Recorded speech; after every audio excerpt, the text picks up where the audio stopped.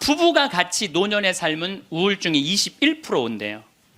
그리고 자식하고 삶은 27%가 온대요. 그러니까 여러분들 늙어서 자식들하고 살면 행복할 것 같죠? 행복하지 않아요. 그러니까 여러분들 나는 늙어서 자식한테 효도받고 산다? 아니에요. 나이를 70, 80, 90 넘어가면서 자식하고 살면은요, 서름받고 섭섭하고 또 내 마음 몰라주고 내가 저를 어떻게 키웠는데 나를 이렇게 무시해? 자기 오래 사는 줄 모르고 섭섭한 것만 생각을 해요. 대한민국에 지금 70, 80대 되신 분들이 이 나라 일으켜 세운 거예요. 이 나라 일으켜 세우고 고생이란 고생은 다 하고, 그럼 이제 호강할 때도 됐는데 아직도 뭐가 몸에 뱄냐면 나 같은 게 무슨 호강이야, 이런 생각을 하는 분들이 너무 많아요. 그래서 여러분들 제발 집을 나가세요. 네, 네. 집을 무조건 나가야 돼요. 집을 나가야지 집안에 있으면 안 돼. 그래서 월요일 날은 경복궁 쉬죠. 화요일 날은 경복궁, 수요일 날은 덕수궁, 목요일 날은 창덕궁, 금요일 날은 국립박물관, 토요일 날은 온양온천, 전철 공짜냐, 온양온천 갔다 오고, 일요일 날은 춘천 갔다 오고, 그렇게 계속 돌아다니는 거예요. 계속 돈 하나도 안 들어요. 다 무료 입장이야. 다 무료 입장. 내가 말하는 데는 다 무료 입장이야. 그렇게 계속 돌아다니다 보면은요, 죽을 때 어떻게 죽는다고? 지쳐서 죽는다니까. 지쳐서. 죽을 때 지쳐서 죽어야 돼. 네. 네. 안녕하세요. 지혜정원입니다. 황창현 신부님의 강연 영상 준비했습니다. 황창현 신부님은 때로는 감동으로, 때로는 웃음으로, 때로는 위로와 격려로 수많은 이들의 마음을 보듬어주고 계십니다. 신부님의 영상을 라디오처럼 틀어놓고 들어주시면 더욱 편하게 즐기실 수 있습니다. 영상 시작 전 구독과 좋아요, 알림 설정 꾹 눌러주세요. 황창현 신부님의 행복특강. 그럼 바로 시작하겠습니다. 참 예수님. 네, 반갑습니다. 예전에는 40살, 50살까지 살 때는 치매가 뭔지, 노년의 외로움이 뭔지도 모르고 살았어요. 그런데 이제는 70, 80, 100, 110살까지 살면서 점점 사는 게 재미가 없어져요. 그래서 나이가 들면은 뭐가 드느냐면 무기력증이 든다고 말씀을 드렸어요. 여러분들 사는 게 재미가 하나도 없고 무기력증에 빠지면 그 다음에 오는 건 우울증이에요. 이제 병으로 발전해요. 우울증이 오고 나면 그 다음에 오는 건 자살밖에 없어요. 그래서 우리나라 그 할머니들, 65세 이상 할머니들 그 우울증을 조사해 보면은 부부가 같이 노년에 삶은 우울증이 21% 온대요. 그리고 자식하고 살면 27%가 온대요. 그러니까 여러분들 늙어서 자식들하고 살면은 행복할 것 같죠? 행복하지 않아요. 그러니까 여러분들 나는 늙어서 자식한테 효도받고 산다? 아니에요. 나이를 70, 80, 90 넘어가면서 자식하고 살면은요, 서름받고 섭섭하고 또 내 마음 몰라주고 내가 저를 어떻게 키웠는데 나를 이렇게 무시해? 자기 오래 사는 줄 모르고 섭섭한 것만 생각을 해요. 자기 오래 사는 줄 모르고 섭섭한 것만 생각해요. 그러니까 자식하고 살면은 우울증에 더 많이 걸리는 거예요. 그러니까 여기 계신 여러분들은 늙어서 자식하고 한 집에서 산다는 생각은 아예 머릿속에서 빼버려야 돼요. 빼버려야 돼. 또 문제는 혼자 살면은요, 이 우울증은 41%로 늘어나요. 혼자 살면. 누가 뭐라 그래도 늙어서는 부부가 같이 사는 게 제일 좋아요. 누가 뭐라 그래도. 그러니까 여러분들 지금 여기 60, 70 되신 분들, 50 되신 분들도 마찬가지예요. 내가 지금 자식 걱정하고 뭐 며느리 걱정하고 손자 걱정하고 손녀 걱정할 때가 아니라니까요. 네. 남편 걱정하고 아내 걱정해야지 자식들 걱정할 일이 아니에요. 여러분들 이번에 니마 그 강을 건너지 마오, 그거 보셨어요? 네, 보셨죠? 저는 그 니마 그 강을 건너지 마오를 우리 직원들하고 보면서 저는 참 많이 울더라고요. 많이 울었죠, 여러분들도. 근데 난 그 우는 게 이해가 안 가. 왜 울어? 여러분들 할아버지 98, 조병만 할아버지, 할머니 89, 강계열 할머니. 여러분들 89, 89살에 눈 오면 눈싸움하고 놀고 그렇잖아요. 낙엽 떨어지면 낙엽 가지고 놀고, 꽃 피면 꽃 꽂아서 머리에 꺾어주고, 냉이 씻을 때 물에 물장구 치고 놀고.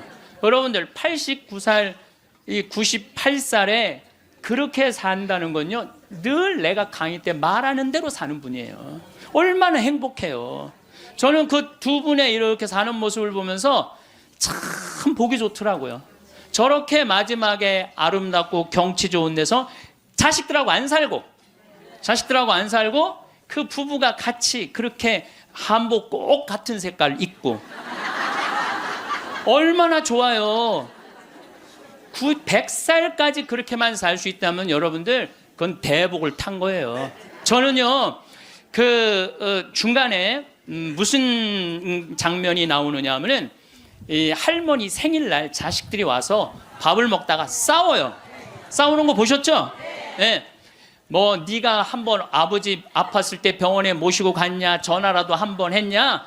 그 싸우는 걸 보면서 많은 사람들은 가슴 아프게 생각을 하는데 전 전혀 그렇게 이건 여러분들 모두의 일이에요. 앞으로 대한민국의 모든 집에서 일어날 일이에요. 그리고 나는 그 자식들 100번 이해가 돼요. 100번 그 자식들 이해가 돼요. 여러분들 생각을 해보세요. 98이면 아들이 68살이야. 아들이 68살이면은 자기도 힘들어. 자기도 70에 들어섰는데 98살 먹은 아버지 언제 챙겨요? 98 먹은 아버지. 여러분들 생각을 해봐요. 예, 여러분들 딸이 하나 있는데 40살까지 시집도 안 가고 80 다 된 내 옆에 붙어 살아. 그럼 그 딸 이뻐요, 미워요? 그리고 그냥 돈이라도 벌어오면 좋은데 돈도 안 벌어와. 돈도 안 벌어오고 계속. 이런 우리나라 캥거루족이 몇 명이냐면은 100만 명이래요.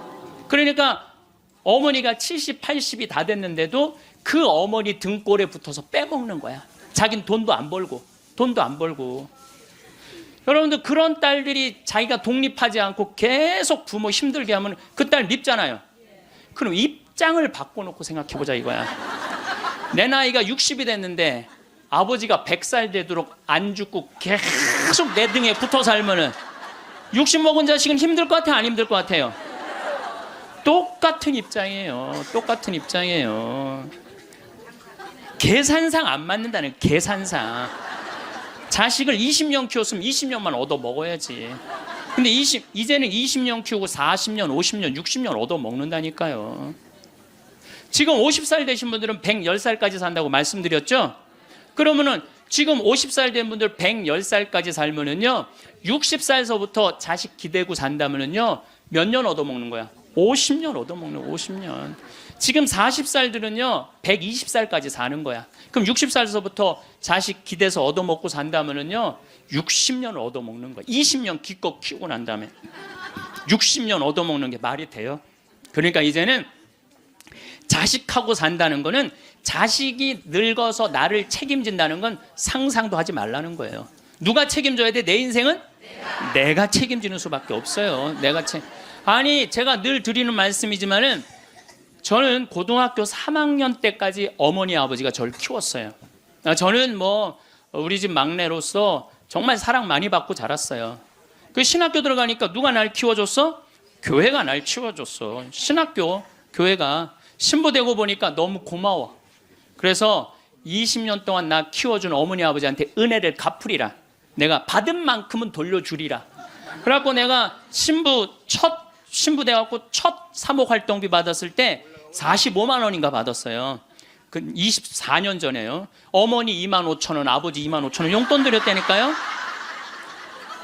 그렇게 20년 동안 한 달도 안 빠지고 용돈 드렸어요. 그 4년 전에 끝났어. 4년 전에 계산 끝났어요. 그런데도 어머니 아버지가 갈 생각을 안 하네. 아버지 85, 어머니 83인데 너무 정정하신 거예요. 근데 저는 괜찮아요. 왜냐하면 여러분들, 저는 사실은 어머니 아버지를 전 참 많이 사랑해요. 이제는요, 자식이 효도로 부모를 모시는 시대는 끝났어요. 자식이 부모를 얼마나 사랑하느냐가 결정적이에요. 너무 사랑하면 보고 싶잖아. 자꾸 같이 있고 싶고. 사랑은 그거 아니에요? 보고 싶고 같이 있고 싶고. 그러니까 아버지가 85이 돼도 어머니가 83이 돼도 항상 머릿속에는 시간만 되면 아버지 어머니 보러 가고 싶다, 이 생각을 좀 갖고 있어요. 이건 효도의 차원이 아니에요. 사랑의 차원이지. 그러니까 나는 또 어머니 아버지가 살아있는 게 좋아. 왜냐하면 어머니 아버지 죽으면 아무도 없잖아요. 마누라가 있어, 자식이 있어, 누가 있어. 어머니 아버지 죽으면 끝인데. 그래서 내가 어머니 아버지한테 꼭 하는 말이 있어요. 올해도 가서 말씀드렸어요. 어머니 아버지, 내가 70에 은퇴하니까 앞으로 딱 20년만 더 살아라. 그럼 아버지 105, 어머니 103이야. 그러니까 딱 20년만 더 살고 그땐 내가 안 붙잡겠다. 그땐 죽어도 된다. 저는 상관없는데 여러분들은 상관이 있어요. 왜 상관이 있느냐 하면은 70살 된 여러분들, 50, 60살 된 여러분들은 지금 나도 힘들지만 자식 결혼시켜줘야지, 또 뭐 책임져야 될 게 얼마나 많아. 그런데 늙은 어머니 아버지, 90, 100살 된 어머니 아버지까지 살아있다면은 이건 너무 힘든 거예요. 너무너무 힘든 거예요. 그러니까 인생이 즐거운 게 아니라 인생이 온통 짐이야, 짐. 그러니까 온통 짐이 되기 싫으면은요, 여러분들, 짐이 되기 싫으면요, 내 인생은 이제 내가 책임지는 거예요. 내 인생은. 그리고 여기 80 넘으신 분들 가운데 자식이 전화 안 한다고 섭섭해하지 말아요. 자식이 전화 안 한다고. 당연히 잊어먹을 때도 돼요. 그 나이 되면은. 그 나이 되면 잊어먹을 때도 돼요. 어머니 아버지가 있는지 없는지도 모르는데 무슨 전화야, 전화는. 그리고 정 목소리 듣고 싶으면 본인이 하세요. 전화기 째려보고 있지 말고. 1번 누르면 큰아들, 2번 누르면 작은아들 나오는데 그걸 못하고 이놈의 새끼들이 손가락이 없어, 발가락이 없어, 왜 전화를 안 해? 자기가 하면 되지. 그래서 늙어서는 뭐를 버려야 되냐면 거지 근성을 버려야 돼요. 누가 나한테 해주겠지, 날 찾아와 주겠지, 이런 생각 절대 하지 말라는 거예요. 이제 여러분들 내 인생을 내가 책임지는 방법은 딱 한 가지밖에 없어요. 자식 학원 끊는 거예요. 자식 학원 끊고 대학 다닌 자식 있으면 휴학시키고, 그리고 결혼은 네가 벌어서 가라고 그러는 거예요. 이 대한민국 이 세 가지가 안 되잖아요.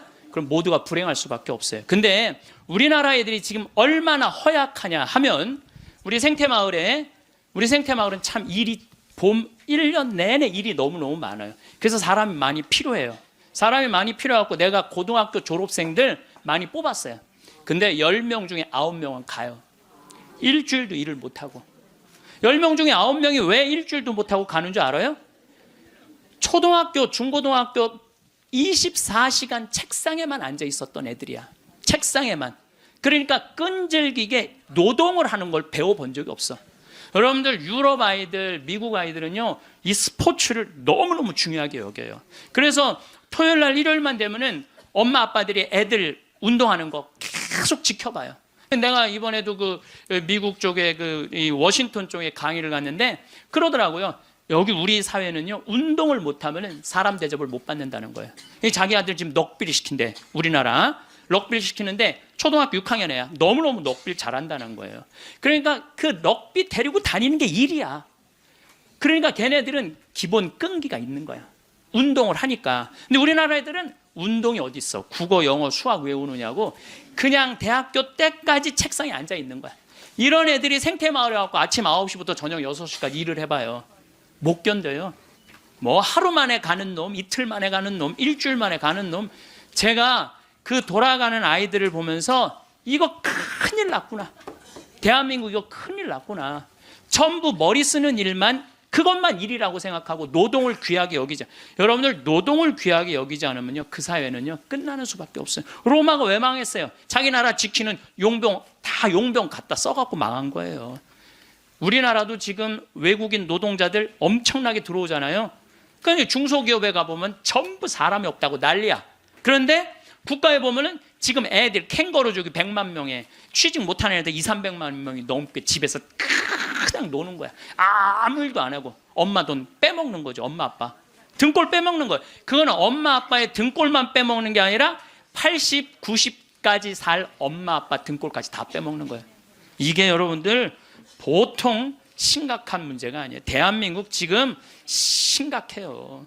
자식들한테 돈 다 뺏긴 노인들, 쓸 돈이 없어서 집 안에만 그냥 박혀 있는 거예요. 공원에 나가 이렇게 장기 바둑 두는 데 기웃거리다가 집에 들어오는 할머니들 참 많아요. 결국 사는 맛 하나 없이 사는 노인들이 극단적으로 자살이라는 걸 선택할 수밖에 없어요. 여러분들, 우리 이 가톨릭 안에 자살은 구원받을 수 없다고 그러잖아요. 마지막을 자살로 삶을 마감하면 어떻게 해요? 우리나라가 10만 명당 평균 자살 숫자가 31명이에요. 근데 참 재미난 통계가 있어요. 60대는 10만 명당 51명으로 늘어요. 그러니까 나이를 먹으면 먹을수록 더 많이 자살하는 거죠. 70대는 몇 명으로 늘어나냐면 79명으로 늘어나요. 70대는 79명. 80대는 몇 명으로 늘어나냐면 127명으로 늘어나요. 80대는. 그러니까 80대가 돈 없지, 자식 안 찾아오지, 병들었지, 결국은 우울증 걸려서 선택하는 거는 자살밖에 없다는 거예요. 왜 삶을 그렇게 마감하냐 이거예요. 근데 이게 다 여러분들 욕심 때문에 그래요. 욕심 때문에 애들을 망치는 거예요. 여러분들 지금 이 초등학교 학생들이 오늘 굉장히 많이 왔는데 굉장히 막 아주 이게 획기적인 일이 지금 벌어졌어요 지금. 초등학생들이 쟤네들이요 선행학습을 학원에 가서 한 번 하고 집에서 숙제하고 그리고 학교 가면은요 선생님이 가르친 게 재미가 하나도 없대요. 세 번째 공부하니까. 세 번째 그러니까 선생님이 존경스럽지가 않은 거야. 그래서 쟤네들이 학교 다니는 게 재미가 하나도 없는 거예요. 여러분들, 학교 다니는 게 재미가 없는 애들이 나중에 어떻게 될 것 같아요? 컴퓨터 게임에 빠지는 거예요. 근데 그게 선행학습이 누구 때문에 벌어지는 거냐? 대한민국의 부모들 때문에 그래요. 내만 1등 시키고 싶은 이 욕심, 이게 대한민국을 병들게 하고 아이들을 병들게 하고, 그것만에 거기에 학원비 들어가는 건 내 노년의 이 연금을 다 쏟아붓는 거야. 그래서 마지막에는 자살을 선택할 수밖에 없어요. 대한민국이 건강해지려면요, 제가 농담으로 하는 얘기가 아니에요. 학원 끊고 대학 휴학시키고 지금 집에서 노는 놈들 전부 공장에 취직시켜갖고 일시켜야 돼요. 그래야지 대한민국이 건강하게 살아가요. 여러분들도 살 끼고 자식들도 살 길이 그거예요. 여기 어느 외로운 노인의 글이 하나 있는데 참 모든 인생이 다 들어있어서 제가 여러분들한테 한번 읽어드릴게요. 3년 전 마누라가 세상을 떠난 뒤 나는 외로움을 견디다 못해 함께 살자는 아들의 청을 받아들였다. 여러분들, 지금 할머니 할아버지들 집에서 할머니 할아버지들 보면 많이 싸우죠. 많이 싸우죠. 그게 얼마나 큰 행복인지 몰라요. 싸우는 것도 행복이에요. 싸울 남편도 없잖아요. 그럼요, 그거 얼마나 외로운데요. 외로울 수밖에 없어요. 나는 내가 강의 때 핸드폰 울려도 한 번도 신경질을 부린 적이 없어. 내가 나는 아늑하고 편안한 아들네 집에서 학교 간 손자들과 직장에 나간 아들과 며느리가 돌아오는 저녁 때를 기다렸다. 그러니까 자식 집에 들어가서 살아도요 혼자인 거예요. 혼자인 거예요. 아이들이 있어 집안 분위기가 활기찰 것이라고 기대했지만 손자 녀석들은 학교에서 돌아오자마자 늘 숙제하느라고 바빴다. 공부하느냐고 할머니 할아버지랑 놀아줄 시간 없다는 얘기예요. 하루에 한 번 저녁 시간에 온 식구가 모였는데 식사 분위기는 대체로 딱딱했다. 가끔 어린 손자가 학교에서 일어난 일을 얘기하며 깔깔대면 제 어미가 할아버지 앞에서 떠들면 못 써 하고 야단을 쳤다. 사실 나는 녀석들이 짓거리는 일이 즐거웠는데 말이다. 차를 마실 때라도 두런두런 이야기를 나누면 좋으련만 아들이 아버님 늦었습니다. 이제 그만 주무시지요 하고 말하면 나는 잠이 오지 않아도 내 방에 가야 했다. 감옥이죠, 감옥. 바깥에 나가고 혼자 있을 수도 없고 자식하고 산다고 행복한 게 아니라니까요. 그러던 어느 날 이웃 노인 몇 사람과 오래간만에 즐겁게 마작을 하다가 시간 가는 줄 몰랐다. 그러다 저녁에 퇴근한 며느리에게 그 노인들 식사를 같이 부탁했는데 며느리가 진수성찬을 차려 올렸다. 그런데 이튿날 아침이었다. 아들이 미리 말도 없이 손님을 청하면 어떡하냐면서 앞으로 그러지 마세요라고 말했다. 언젠가부터 나는 자주 배가 고팠다. 금방 밥을 먹어도 또 배가 고팠는데 냉장고에 내가 먹을 만한 간식이 없었다. 그래서 나는 매일 늙은 행상한테서 만두를 3상자씩 사 먹었다.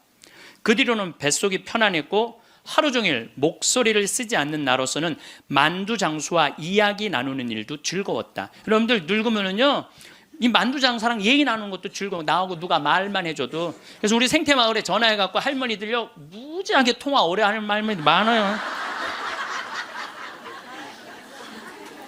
어느 날 만두 장수는 내게 줄 거스름돈이 모자라 나중에 며느리를 통해서 돈을 건네주었는데, 며느리는 아버님이 이렇게 직접 사다 드시면 사람들이 우리가 아버님을 잘 돌보지 않는다고 생각할 거예요 라고 말했다.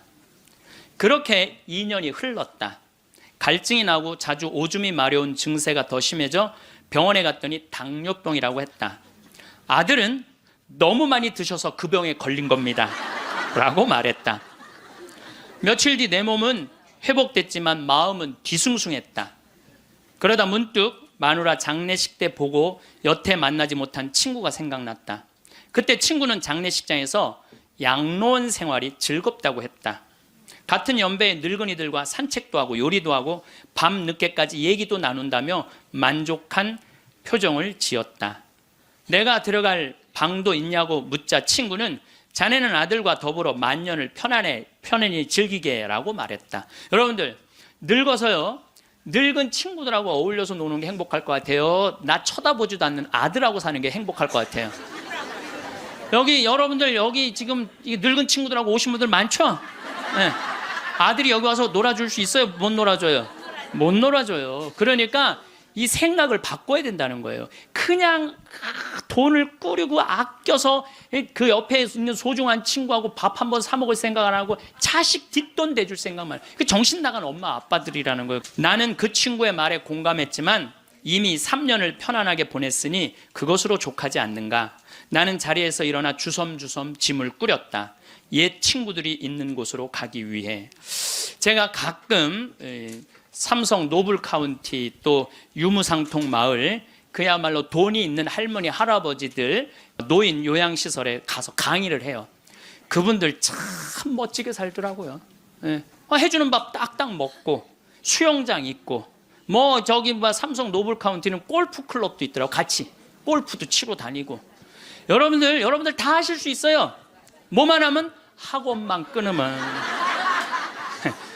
욕심만 버리면 여러분들 다 하실 수 있어요. 대한민국은요 지금 얼마든지 행복하게 살 수 있는 길인데 이놈의 욕심이 지금 대한민국을 막고 있는 거예요. 그래서 늙어서 행복하게 살기 위해서는 첫 번째, 무조건 집을 나가라. 나이 먹어서 외롭지 않게 사는 방법은 일단 해만 뜨면 집을 나가야 돼요. 그리고 70, 80 넘어가고 집에 있는 게 아니에요. 일단 나가주는 게 예의라니까. 그냥 70, 80 넘어가고 그냥 하루 종일 그리고 앉아 있으면요 며느리들 힘들어요. 며느리들만 힘들게 아니라 여러분들도 심심해서 죽는다는 거예요. 혼자 있는 고독이라는 게 참 무서워요. 우리나라 독거노인 숫자가 125만 명이나 돼요. 어떤 모양으로든 함께하는 방법을 찾아야 돼요. 가끔 1박 2일씩 사라져 주는 것도 예의야. 그래서 우리 생태마을에 오는 것도 예의예요, 예의. 근데 그 할머니들이 이제 몇 년을 오는데 그 할머니들이 나한테 이구동성을 하는 얘기가 있어요. 신부님 말대로 집 잡혀서 이렇게 내가 쓰다 보니까 인생이 너무 즐겁다는 거야. 인생이 너무 즐겁다는 거야. 집 잡혀서 쓰다 보니까 인생이 너무너무 즐겁다는 거야. 사는 게 너무 행복하다고 그래요. 요즘 우리 어머니 친구들이 매일 모여서 우리 집에서 먹고 막 춤도 춘대. 음악 틀어놓고 춤도 추고. 그리고 또 뭐예요, 니마 그 강을 건너지 마오도 가서 보고 국제시장도 가서 보고 왔는데 평생 영화 안 보러 가시던 분인데 요즘 보러 다녀요. 80세 돼 갖고. 근데 어머니가 하시는 말씀이 이제 사는 게 재밌대. 쓰니까 재밌는 거. 쓰니까 여러분들 국제시장에 유일한 내 귀에 들어오는 단어가 딱 하나 있어요. 이 한덕수라는 친구가 함흥 일사후퇴에서 오잖아요. 네가 장남이니까 네 책임져지라고. 그러니까 이제 자기가 대학도 못 들어가고 파독 광부가 되죠. 그런데 다시 돌아와요. 해양대학에 합격을 해요. 돌아와서. 근데 베트남 또 참전을 가요. 동생하고 꽃분이네 가게 그거 구한다고. 근데 그 부인이 한마디 해요. 당신 왜 가족을 위해서만 사느냐고.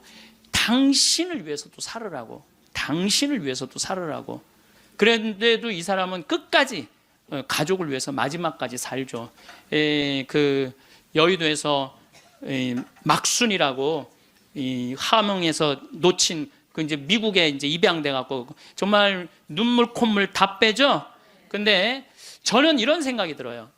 대한민국에 지금 70, 80대 되신 분들이 이 나라 일으켜 세운 거예요. 이 나라 일으켜 세우고 고생이란 고생은 다 하고, 그럼 이제 호강할 때도 됐는데 아직도 뭐가 몸에 뱉냐면 나 같은 게 무슨 호강이야, 이런 생각을 하는 분들이 너무 많아요. 그래서 여러분들 제발 집을 나가세요. 네. 집을 무조건 나가야 돼요. 집을 나가야지 집 안에 있으면 안 돼. 그래서 월요일 날은 경복궁이 쉬죠. 화요일 날은 경복궁, 수요일 날은 덕수궁, 목요일 날은 창덕궁, 금요일 날은 국립박물관, 토요일 날은 온양온천. 전철 공짜냐. 온양온천 갔다 오고, 일요일 날은 춘천 갔다 오고. 그렇게 계속 돌아다니는 거예요.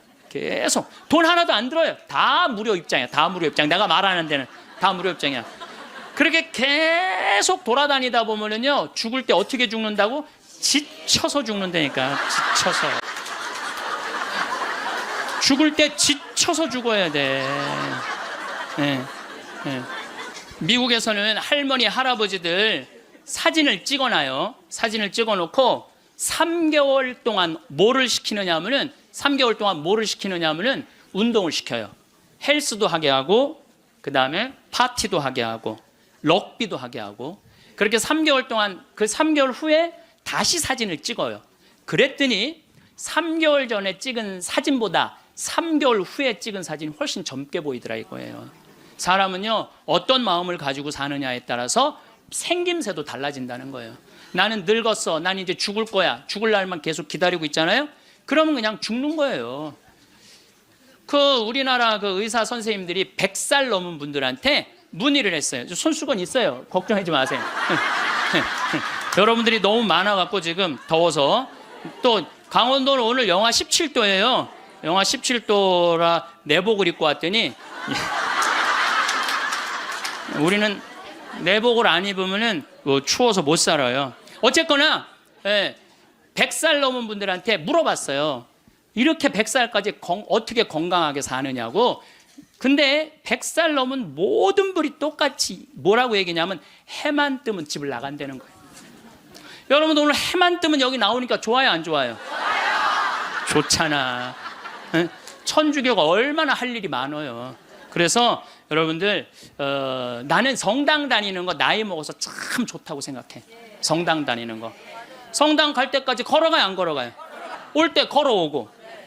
그리고 또 우리 천주교가 미사 참여할 때 그냥 놔둬요. 일어나라, 앉아라, 들어와라, 나가라. 얼마나 많이 시켜, 미사 때마다.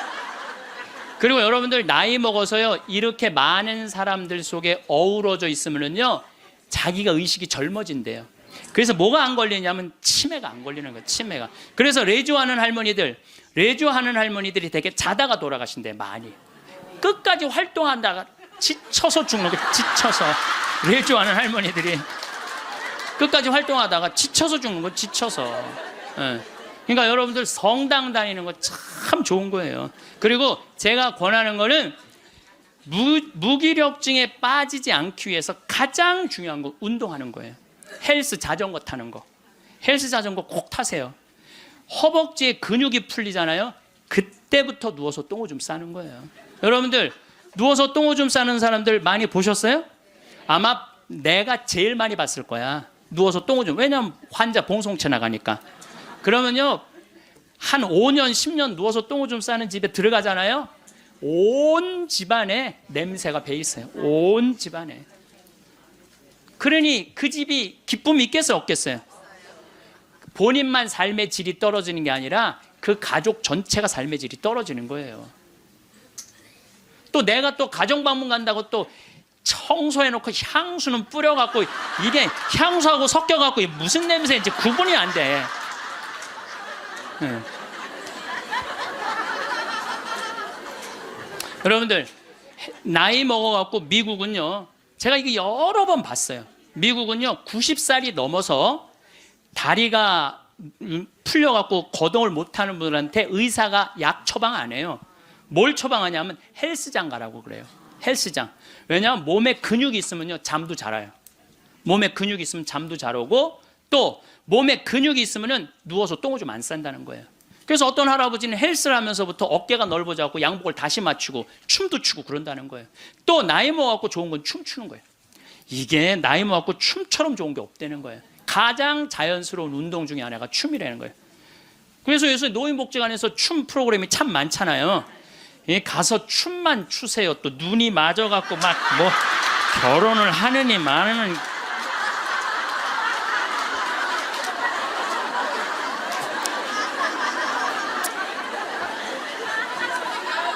돈 쓰는 거 아깝다고 72%의 돈 쓰는 거 아깝다고 72%의 할머니 할아버지들이 아무것도 안 해서 집에만 있는다는 거야. 우리나라에 지금 72%의 할머니 할아버지들이 돈 쓰는 거 무섭고 아깝다고 아무것도 안 하고 집에서 있는다는 거예요. 그런데 이 중에 45%는 극빈자예요. 극빈자라고 그러는 거는 정말 어려운 분들이, 우리나라 OECD 국가 중에 노인 가장 가난한 나라가 우리나라예요. 이것도 참 슬픈 일이에요. 왜냐하면 우리나라가 정말 잘 사는 나라거든요. 여러분들 우리나라 잘 사는 나라인지 모르세요?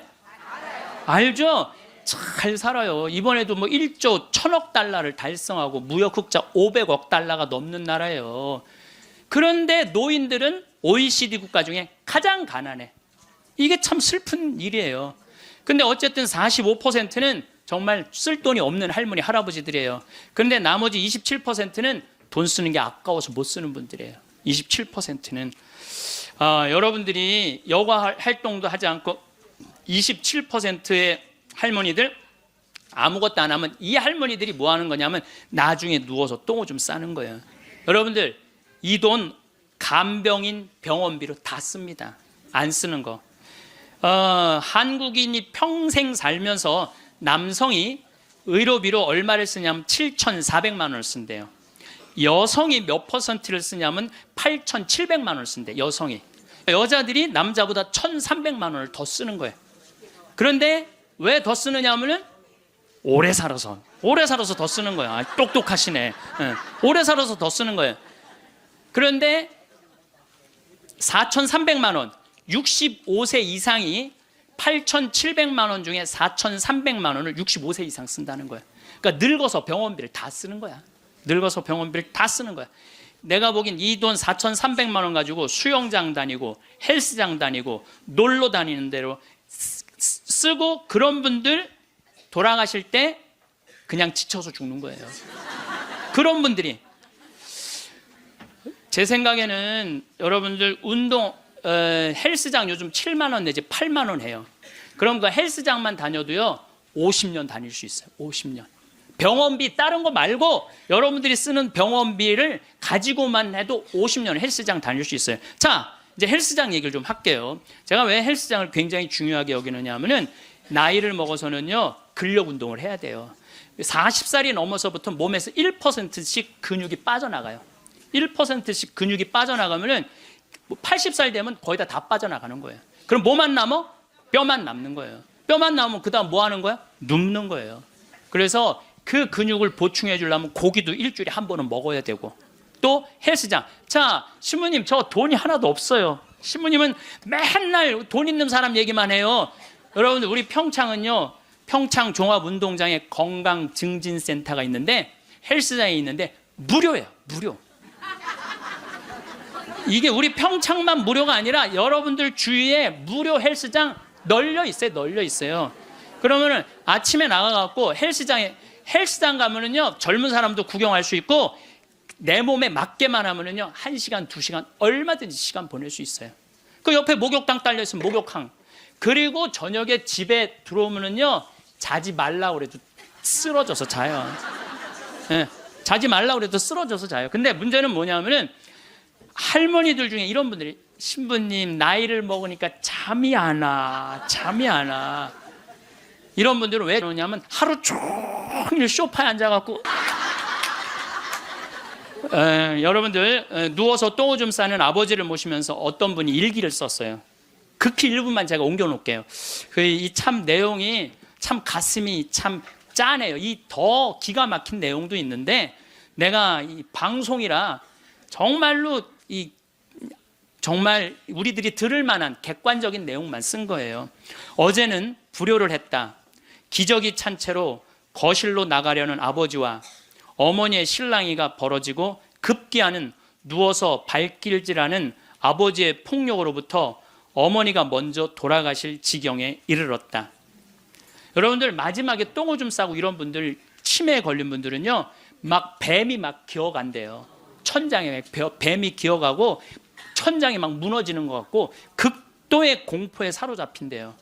그러니까 이 치매 걸리는 게 진짜 똥오줌 싸는 것보다 더 무서운 게 뭐예요? 치매 걸리는 거예요. 근데 진짜 무서운 건 치매에 걸려갖고 똥오줌 싸는 거예요. 치매에 걸려갖고. 그리고 집 나가갖고 치매 걸리는 부모님 잃어버리면은 자식들이 또 얼마나 애가 타요. 그리고 막 짓기 다 망가뜨려 놓고. 참 이런 못할 짓을, 이게 이유가 딱 한 가지라니까요. 안 죽어서 생기는 일이에요. 안 죽어서. 그러니까 이 할아버지가 이제 할머니를 막 때렸나 봐요. 밤이면 더욱 기승을 부리는 망령. 이미 아버지의 영혼의 절반은 잡기에게 농락당하는 처지에 이른 것이니 이 집안을 어찌할꼬. 부처님께 3배 후, 불교 신자예요. 부처님께 3배 후 죽비를 들어 아버지 양쪽 발바닥을 호되게 내리쳤다. 여러분들 늙으면 자식이 부모 때린다는 얘기 많이 들었죠? 때릴 수밖에 없대요. 때릴 수밖에 없대요. 때려야지 컨트롤이 되니까. 하늘은 어찌 나를 이토록 침통하게 만드는 것일까? 아버지가 돌아가셨다. 염을 할 때 무릎 꿇고 용서를 빌었다. 잘못했습니다. 용서해 주세요. 용서해 주세요. 수도 없이 눈물로 용서를 빌었다. 그러니까 제 생각에는 자식들한테 이런 고통 주기 싫으면은 자기 인생은 누가 책임지는 거야? 자기가 책임져야 돼. 나이 들어 자식에게 의존하려는 마음 자체를 없애야 돼요. 끝까지 내 힘으로 화장실 가고 돌아다닐 수 있을 때까지 돌아다니라는 거예요. 저는 지난 가을에 우리 어머니 아버지가 우리 생태마을에 오래간만에 오셨어요. 근데 아버지가 주치를 참 잘 캐요. 아버지 산삼도 잘 캐지만 주치, 3대 명약이 있다고 그러잖아요. 산삼, 주치, 동충하초. 근데 우리 아버지는 산삼도 캐서 나 먹이고. 그러니까 우리 아버지가 가을 내내 산에 다니면서 주치를 캤어요. 인터넷 가서 찾아보세요. 네. 그게 우리 보통 서민들이 먹는 산삼만큼 좋은 약이라고 그래요. 그러니까 빨간 건데 어쨌든 그거를 아버지가 가을 84살 드신 아버지가 아침만 해만 뜨면 산에 올라가셨어요. 근데 저는 말리지 않았어요. 왜 말리지 않았느냐면은 그게 아버지의 기쁨이고 그 걱정은 되죠. 84살에 산에 들어가고 길을 잃어버리거나 낙상을 하거나 그럼 걱정은 돼요. 그래도 나는 아버지 그냥 산에 가시게 했어요. 왜냐하면 아까 그 외로운 노인의 얘기처럼 아버지 방에 들어가서 쉬시라고 가만히 있으라고, 그게 노인한테 못할 짓인 거예요. 그래서 산에 가고 얼마나 더덕도 이게 산에 이제 주치를 캐갖고 그게 자랑스러우신 거야. 그래갖고 큰 걸 캐오시면 내 손을 꼭 잡고 당신 방에 데리고 들어가세요. 큰 거 보여주려고. 이게 신부님 이게 한 50년 된 거라고. 그럼 나는 다른 거 하나, 이야 우리 아버지 최고다. 우리 아버지 최고다. 역시 우리 아버지가 최고로 멋있는 분이다. 그 아버지 너무너무 신나게 가을 내내 산에 다니면서 주치를 캐셨어요. 어머니는 또 그거 다려갖고 내가 강의 이제 지난 대림절에 하루도 안 쉬고 강의 다니잖아요. 그럼 밤 12시까지 기다리고 있는 거예요. 그거 먹인다고. 그걸 먹인다고. 아버지는 산에 가서 큰 죽을 둥 살 둥 주치캐로 다니고, 어머니는 또 밤 12시까지 그걸 다려놓고 아들 강의 끝나면 먹이려고. 근데 저는 한편으로는 늙은 분들을 너무 고생시키는 거 아닌가 이런 생각이 드는 반면, 아니다, 저러다가 차라리 지쳐서 돌아가시는 게 낫다. 그래서 내가 어머니 아버지한테 올 봄에는 아까 명동에 와서 그 신발을 이렇게 신발 가게 보면서 내년엔 봄에는, 올 봄에는 신발을 좀 더 가벼운 걸 사드려야 되겠다. 산에 더 다니시게. 내가 살고 있는 집 이름이 성 필립보 생태마을이에요. 근데 이 필립보 생태마을은 내가 신학생 때부터 본당 신부님을 모시고 모자 신부 때도 모셨던 김창림 필립보 신부님이 저어서 저한테 주신 거예요, 선물로. 그러니까 그 아름다운 장소에 너무 아름답게 저서 주셨잖아요. 근데 그래서 신부님 본명이 필립보예요. 그래서 필립보, 성 필립보 생태마을이에요. 근데 이분이 2012년 5월 17일 저녁 8시 17분에 내 품에서 돌아가셨어요. 87세의 나이로. 근데 내가 이분의 돌아가심을 보면서 참 죽음에 대해서 많이 묵상을 했어요. 이 얘기는 내가 다음 시간에 하도록 하고, 지금은 마침 기도로 이혜인 수녀님 기도를 바치겠습니다. 어느 노인의 고백이라는 기도입니다. 하루 종일 창밖을 내다보는 일이 나의 일과가 되었습니다. 누가 오지 않아도 창이 있어 고맙고, 하늘도 구름도 바람도 벗이 됩니다. 내 지나온 날들을 빨래처럼 꼭 짜서 햇살에 널어두고 봅니다. 바람 속에 펄럭이는 휘노애락이 어느새 노을빛으로 물들어 있네요. 이왕이면 외로움도 눈부시도록 가끔은 음악을 듣습니다. 이 세상을 떠나기 전 내가 용서할 일도 용서받을 일도 참 많지만 너무 조바심하거나 걱정하진 않기로 합니다. 죽음의 침묵은 용서하고 용서받은 거라고 믿고 싶어요. 고요하고 고요하게 하나의 노래처럼, 한 잎의 풀잎처럼 사라질 수 있다면. 오늘의 강연 어떠셨나요? 오늘도 신부님께서는 우리에게 많은 깨달음과 지혜의 말씀들을 들려주셨습니다. 아름다운 인생의 마무리를 위해서 우리는 과연 무엇을 준비해야 할까요? 여러분은 사람이 사람답게 늙고, 사람이 사람답게 살고, 사람이 사람답게 죽는다는 것은 무엇을 의미한다고 생각하시나요? 인간은 성장하면서 보내든지 아니면 늙어가면서 보내든지 인생길은 정말 앞을 보면 까마득하고 뒤돌아보면 허망하다는 생각들 많이 하실 겁니다. 인생은 예습도 복습도 없는 단 한 번의 길이 인생의 길이라고 말했던 어느 시인의 말이 기억납니다. 우리는 인생을 살아가면서 가고 싶은 길도 있지만 가기 싫은 길, 그리고 정말 가서는 안 되는 길도 있는 것 같습니다. 이처럼 우리들의 인생은 정말 내 뜻대로 안 되는 것 같습니다. 반백년 최선을 다해 살았다고 생각했는데 반백년을 뒤돌아보니 알 수 없는 것이 인생의 길인 것을 이제야 뼈저리게 느끼는 것 같습니다. 사실 사람이 사람답게 늙고, 사람이 사람답게 살고, 사람이 사람답게 죽는 것이란 그렇게 쉬운 일은 아닌 것 같습니다. 과연 우리는 어떻게 늙고 죽어야 품격 있고 성공적으로 죽었다고 할 수 있을까요? 아름다운 인생의 마무리를 위해서 첫째, 사람답게 늙어야 하겠습니다. 즉, 웰 에이징. 행복하게 늙기 위해서는 먼저 노년의 품격을 지녀야 합니다.